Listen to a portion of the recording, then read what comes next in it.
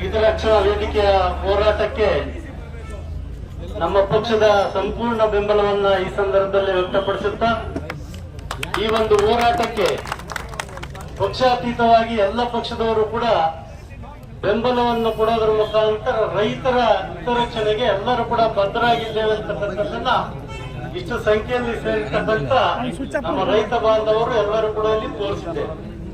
ಬಂಧುಗಳೇ, ಇವತ್ತು ನಮ್ಮ ಬೇಡಿಕೆ ಇರ್ತಕ್ಕಂಥದ್ದು ನಮ್ಮ ಭೂಮಿ ನಮಗೆ ಸೇರ್ಬೇಕು, ನಮ್ಮ ಭೂಮಿ ನಮ್ಮ ಹಕ್ಕು ಅಂತಕ್ಕಂಥದ್ದಕ್ಕೆ ನಾವು ಇವತ್ತು ಏನು ಹೋರಾಟವನ್ನ ಮಾಡ್ತಾ ಇದ್ದೇವೆ. ಅರಣ್ಯ ಇಲಾಖೆಯವರಿಗೆ ಬಿಸಿ ಮುಟ್ಟಿಸ್ತಕ್ಕಂಥ ಕೆಲಸವನ್ನ ನಾವೆಲ್ಲರೂ ಕೂಡ ಇನ್ನು ಮುಂದೆ ಇನ್ನೂ ಹೆಚ್ಚಿನ ರೀತಿಯನ್ನ ಹೋರಾಟ ಮಾಡ್ತಕ್ಕಂಥದ್ದು ಆಗ್ಬೇಕಾಗ್ತದೆ. ನಾವಿಲ್ಲಿ ಯಾವುದೇ ರೀತಿಯ ಗೊಂದಲಗಳಿಗೆ ಅವಕಾಶ ಕೊಡದೆ ನಾವು ಮೊದಲು ಯಾವ ರೀತಿ ಪ್ರತಿಭಟನೆ ಬಂದು ಅದನ್ನ ಶಾಂತಿಯುತವಾಗಿ ನಾವೆಲ್ಲರೂ ಬಗೆಹರಿಸಿಕೊಳ್ಳೋದ್ರ ಮುಖಾಂತರ ಒಗ್ಗಟ್ಟಿನಿಂದ ನಾವೆಲ್ಲರೂ ಇದ್ರೆ ನಮ್ಮ ಭೂಮಿ ನಮ್ಮ ಪಾಲಾಗ್ತದೆ. ಇಲ್ಲ ಅಂತಂದ್ರೆ ಅರಣ್ಯ ಇಲಾಖೆಯವರು ನಮ್ಮಲ್ಲೇ ಹೊಡೆದಾಕಿ ಅವರು ನಮ್ಮನ್ನು ಒಕ್ಕಲೆಬ್ಬಿಸ್ತಕ್ಕಂಥ ಕೆಲಸವನ್ನ ಖಂಡಿತವಾಗಿ ಮಾಡ್ತಾರೆ. ನಾವ್ಯಾರು ಕೂಡ ಗೊಂದಲಕ್ಕೆ ಆಸ್ಪದವನ್ನ ಕೊಡ್ತಕ್ಕಂಥದ್ದನ್ನ ಖಂಡಿತವಾಗಿ ಯಾರು ಕೂಡ ಮಾಡ್ತಕ್ಕಂಥದ್ದನ್ನ ಮಾಡ್ಕೋಬೇಡಿ.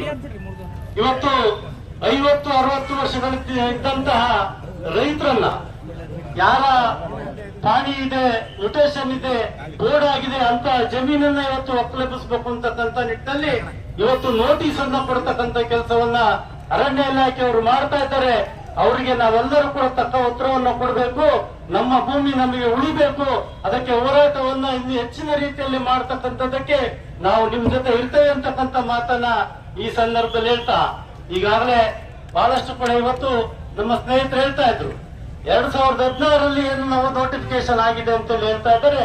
ಅದನ್ನ ನೀವು ಒರಿಜಿನಲ್ ಕಾಪಿಯನ್ನ ತೋರಿಸಿ.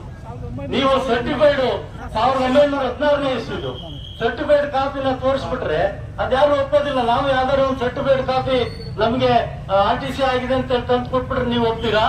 ಯಾವ ಕಾರಣಕ್ಕೂ ನೀವು ಒಪ್ಪೋದಿಲ್ಲ. ದಯವಿಟ್ಟು ಕಂದಾಯ ಇಲಾಖೆ ಮತ್ತು ಅರಣ್ಯ ಇಲಾಖೆಯವರು ಇದನ್ನು ಪೂರ್ಣ ಪ್ರಮಾಣದಲ್ಲಿ ಪರಿಶೀಲನೆ ಮಾಡಬೇಕು.